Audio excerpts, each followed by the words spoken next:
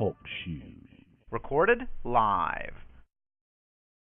What is up, everybody? Welcome to Travis and Vic's Drunken Horror Adventures. I'm Travis. Seems that I am rolling solo. No idea where Vic is. He has disappeared off the face of the earth. When that happens, I assume he's just passed out in the ditch somewhere. Can't ever figure him out. But tonight kicks off week 2 of Starkweather. 2 weeks of Starkweather. As we're talking about Charles Starkweather tonight, here in just a few minutes, we should have Jeff Simmons on the line. He is the author of Chasing Starkweather. Interesting book that I got to read. Jeff was nice enough to send that over to me, and I really enjoyed it. I really did. It was an easy read for the most part, about 400 pages.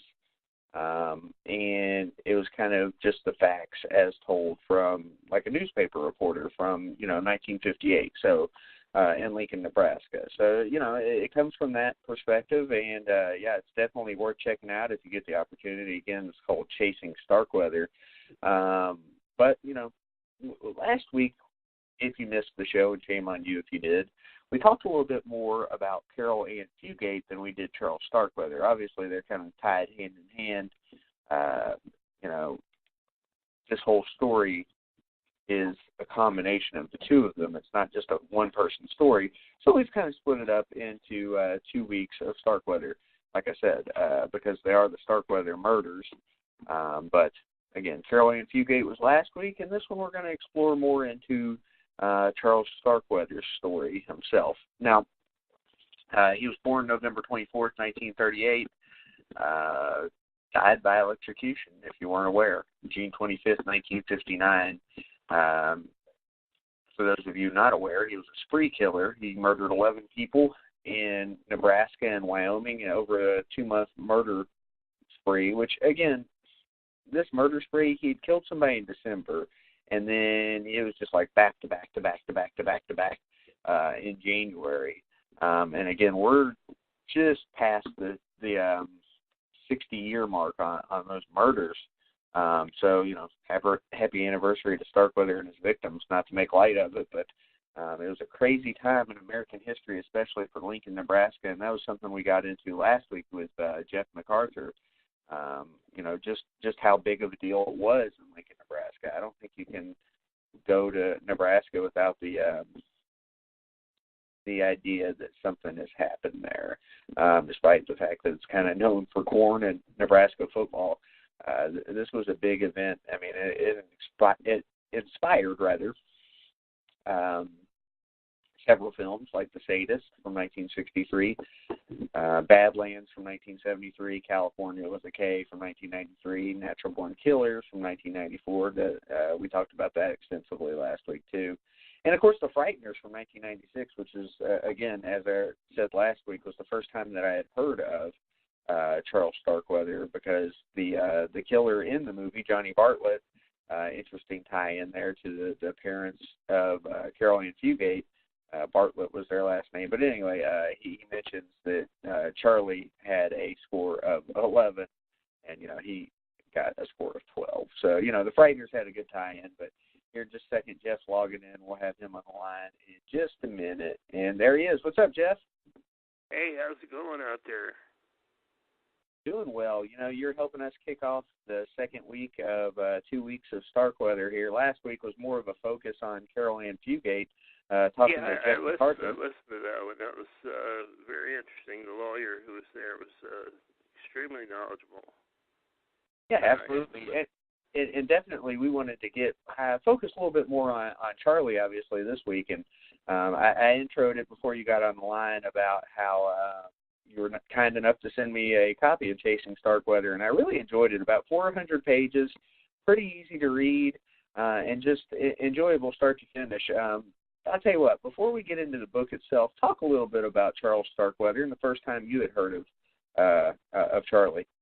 Well, I don't watch TV anymore, but I used to, and I was watching some show like a reality sort of show about crimes and serial killers and so forth, and I happened to flip it on that night, and I saw this guy Charlie Starkweather on there. And I thought, wow, I've never even heard of that guy. And I was just shocked, and it just kind of stuck with me. The story kind of stuck with me, 20 years or so, and then I finally decided to write about it. It was one of those things that just kind of sticks with your consciousness. I mean, again, we're talking, 60 years ago now, but it seems to be a part of American history as much as anything else that's happened. I mean, again, this is one of those things where most people know who Charles Starkweather is, and we're talking 60 years later. And even if you're not big into, like serial killer culture, it's just amazing how rooted in American history this story really is, isn't it? Yeah, and to be honest with you, you see that. You can literally have examples of that presence in our current culture. Badlands by Bruce Springsteen is about the Starkweather killings. Natural Born Killers was based on the Starkweather killings. There was a movie called Badlands, I think it was, or Wasteland. But numerous books and films and things have been based on Starkweather killings. Now, this is something we kind of covered last week. I feel like, whatever your opinion is of Carol Ann Fugate, I feel like a lot of people kind of have this idea of what happened in their mind, and they're not willing to listen to the whole story. They just want to assume that this was a modern Bonnie and Clyde, and maybe it was. We don't know for sure, but it's just interesting that this is one of those stories where people think they know the story. Tell me the story from your perspective, what you know, what you feel like you know, because I feel like the book is kind of the idea of facts there. Let me step back here for a second. Comparing Bonnie and Clyde to Charles and Carol Ann is really out of whack because not on your behalf, but people do compare them. Bonnie and Clyde stole stuff. They took stuff that they wanted. Charles and Carol Ann just killed people. And I think that's a major difference. Yeah. What kind of person was Charlie? Charlie wasn't the brightest individual. Had a lot of trouble in school.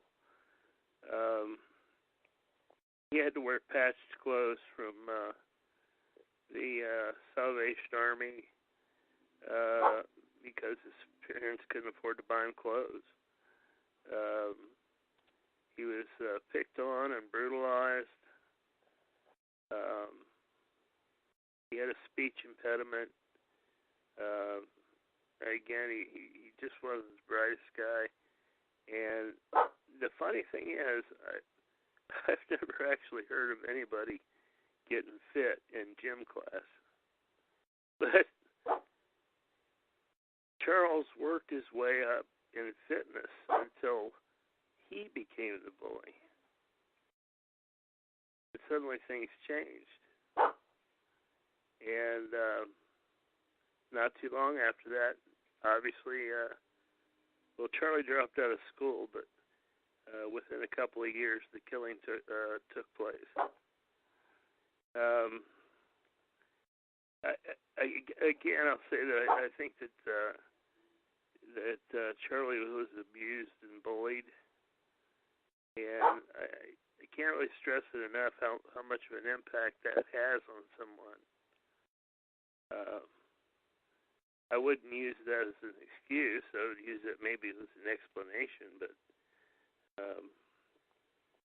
you can only take so much. And he was, as what I can tell, he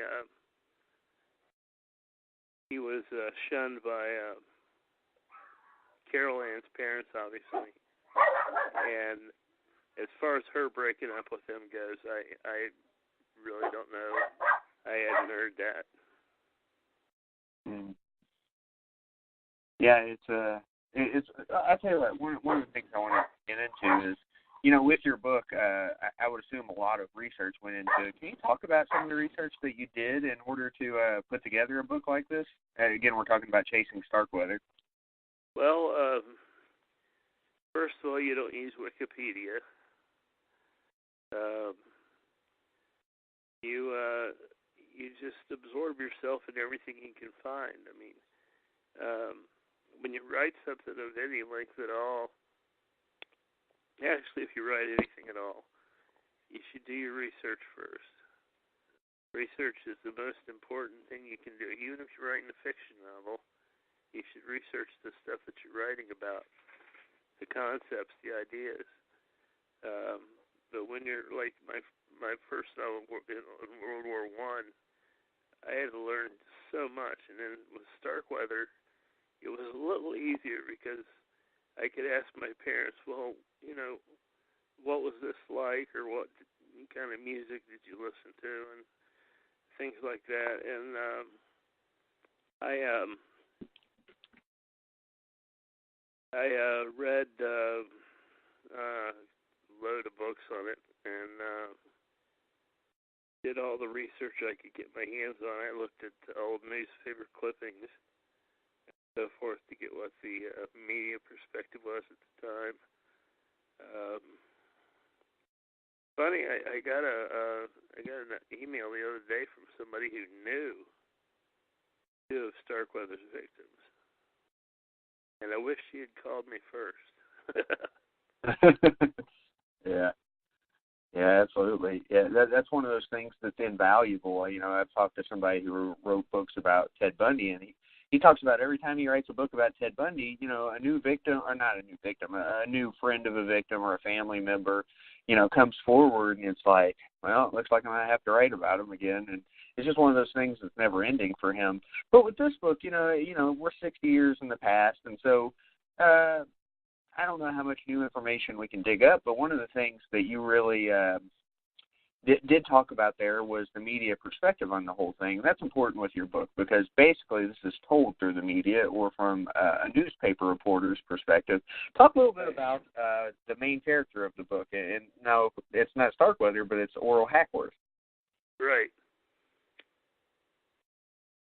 Oral Hackworth is a curious fellow. He's a Korean War veteran, a little older than his peers in the newsroom. He wears the same clothes every day. Not the same clothes, but different clothes that are exactly the same. He has this weird thing about not having to spend too much time looking over his clothes to figure out what he's going to wear. He's habitual, and he gets to Lincoln, Nebraska. He drove from